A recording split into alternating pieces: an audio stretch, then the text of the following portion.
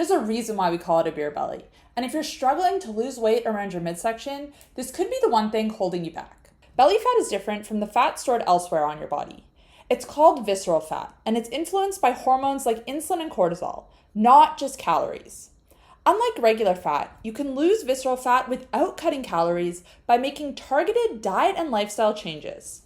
In today's video, I'm going to be sharing with you 7 proven ways to reduce belly fat, plus one bonus tip at the end that most people overlook. Hi, I'm Kait. I'm a nutritionist who specializes in insulin resistance and blood sugar control, and I've helped hundreds of clients reverse insulin resistance and lose that stubborn belly fat naturally. So let's get into it. Losing belly fat isn't just about looking better. It's for your health. Visceral fat surrounds your organs, increasing your risk of heart disease and metabolic dysfunction. The good news is that since it's hormone-driven, you can lose belly fat faster by balancing these hormones, without extreme diets or endless cardio. And here are 7 proven ways to do that. Number 1 is to cut back on alcohol. If you've been doing everything else right, but you're still drinking regularly, this is likely the problem. So we need to start here. And if you aren't a drinker, then skip over to tip number 2. I'll have the timestamps on the progress bar. Alcohol is processed in the liver, and excess amounts contribute to fat storage around the abdomen. Studies show that heavy drinkers have significantly more visceral fat than non-drinkers.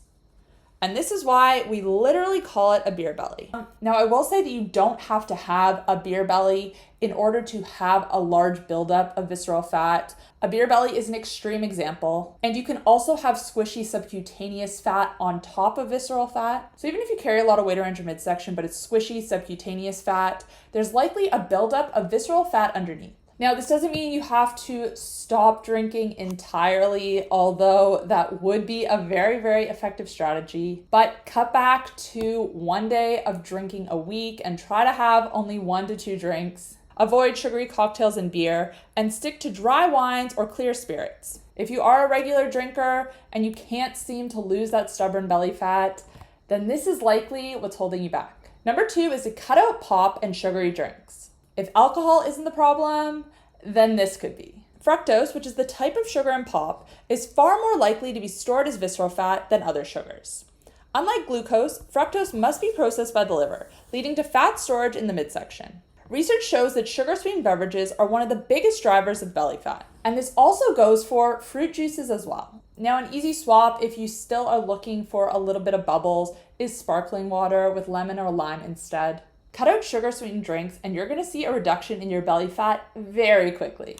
Number 3, be smart about carbs. Now, you don't need to cut carbs out completely, but you do need to be strategic about them. Carbs trigger insulin, and chronically high insulin leads to more fat storage around the belly. The goal isn't to remove carbs, it's to reduce blood sugar spikes, which cause excess insulin release. So how do you do this? Never eat carbs alone. Always pair them with protein, fat, and fiber to slow down digestion.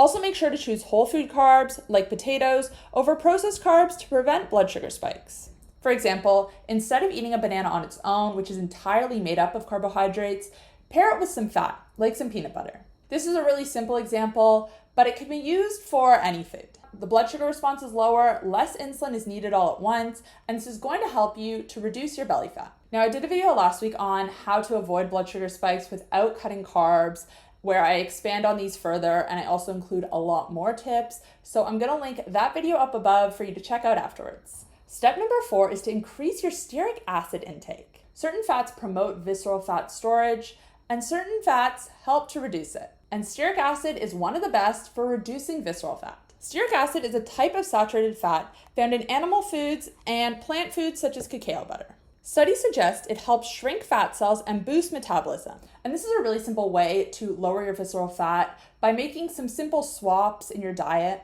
One of the easiest ways to do this is to swap your cooking oil for tallow or butter instead. If you've been eating the wrong types of fats, then making this simple swap can make a huge difference. Number 5, prioritize sleep. Lack of sleep throws off your hormones, which can lead to more belly fat storage. Poor sleep reduces insulin sensitivity, making it harder for your body to burn fat. It increases ghrelin, the hunger hormone, and lowers leptin, the satiety hormone, leading to more cravings and overeating. Studies show that just 1 night of sleep deprivation causes temporary insulin resistance the following day. Now, one of my favorite hacks for sleeping better is going for a morning walk and getting sunlight exposure.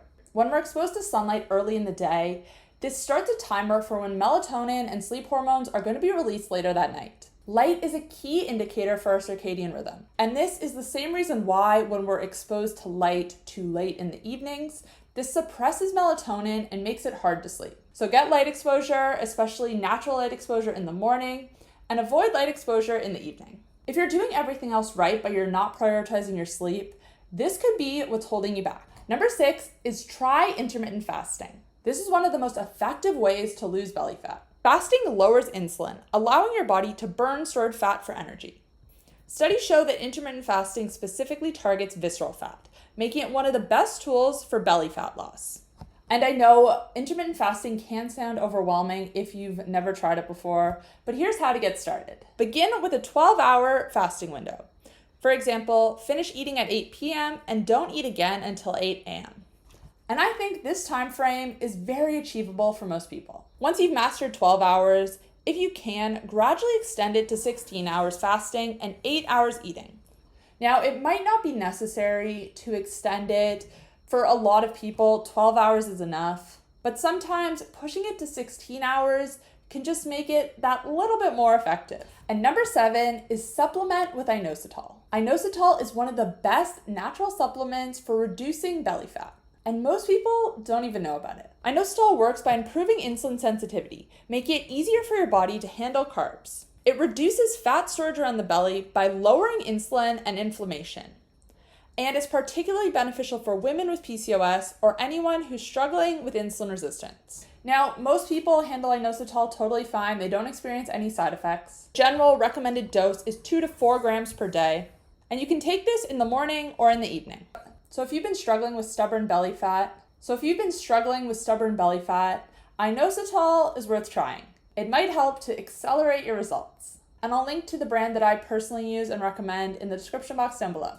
Now, if you want to maximize belly fat loss in the shortest amount of time, sprinting and HIIT workouts are your best bet. Short duration, high intensity workouts like this trigger a powerful fat burning response, increasing hormones that target visceral fat. You do these workouts by sprinting for 20 to 30 seconds at full effort, then resting for 60 to 90 seconds, and repeating for about 4 to 10 rounds.